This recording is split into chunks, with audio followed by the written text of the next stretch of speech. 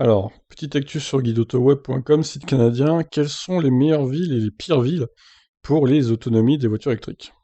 Donc on sait notamment que le climat et les conditions routières peuvent grandement affecter la capacité d'une batterie et par conséquent l'autonomie d'un véhicule électrique. Une étude récemment publiée par Car Insurance jette un regard sur les villes dans le monde qui sont les plus et les moins favorables à ce niveau.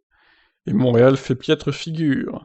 Le classement de 75 villes se base sur la performance d'une Model 3 autonomie standard en fonction des températures annuelles moyennes enregistrées, le tout calculé par le très pratique outil de Geotab.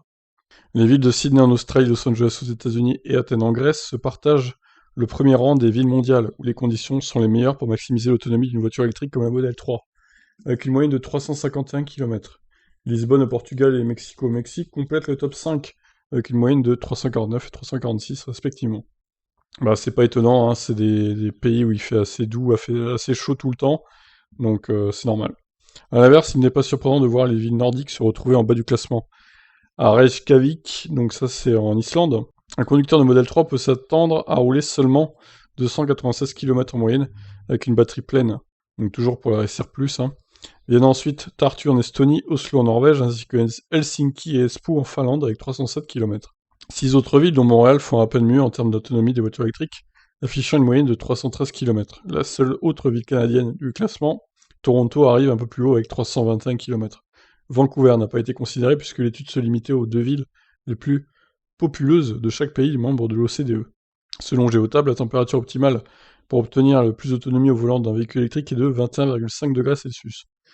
Alors, ça me paraît un peu faiblard, 21, je pensais que c'était plutôt 24-25, moi. Mais bon, pourquoi pas. On vous invite à consulter son site en cliquant sur le lien ci-dessus pour voir comment l'autonomie de différents modèles varie selon la température. Alors, je suis sur le site en question. Vas-y, attends, on va prendre le connard. 2019, batterie size 64 kWh. Mais il n'y a pas autre chose de toute façon, donc comme ça au moins. Métrique, ok. Max range under ideal condition, 643 km. Ok. Donc ça, si je baisse... Voilà, attends, faut descendre ça, voilà. Hop. Moins 15, 244. D'accord, donc en moyenne, 491, 642 au mieux, 328 au pire.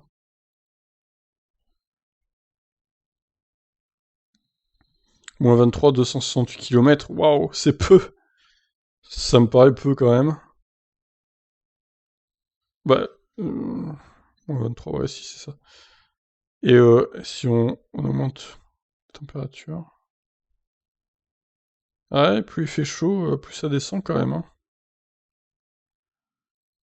Intéressant.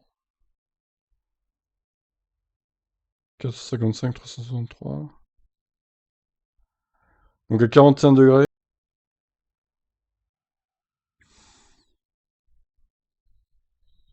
43 degrés, c'est l'équivalent de 0 degré en fait, niveau autonomie. Bon, il est pas hyper pratique leur outil, il faut vraiment...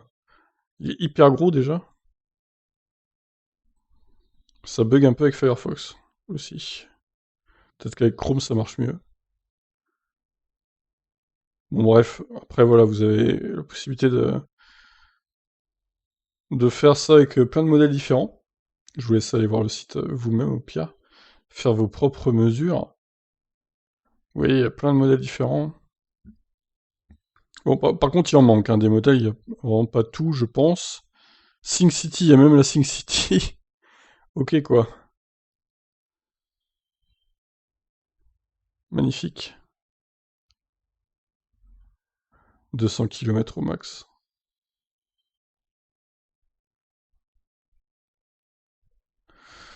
Marrant, ce site, en tout cas. Ouais, par contre, ouais, clairement, il manque plein de modèles. Faudrait qu'ils le mettent à jour, parce que là, il doit dater de moins plusieurs années, hein, le site. La Zoé, là, 2019, ça s'arrête en 2019, en fait, les modèles. Donc c'est un peu dommage. Mitsuai Miv.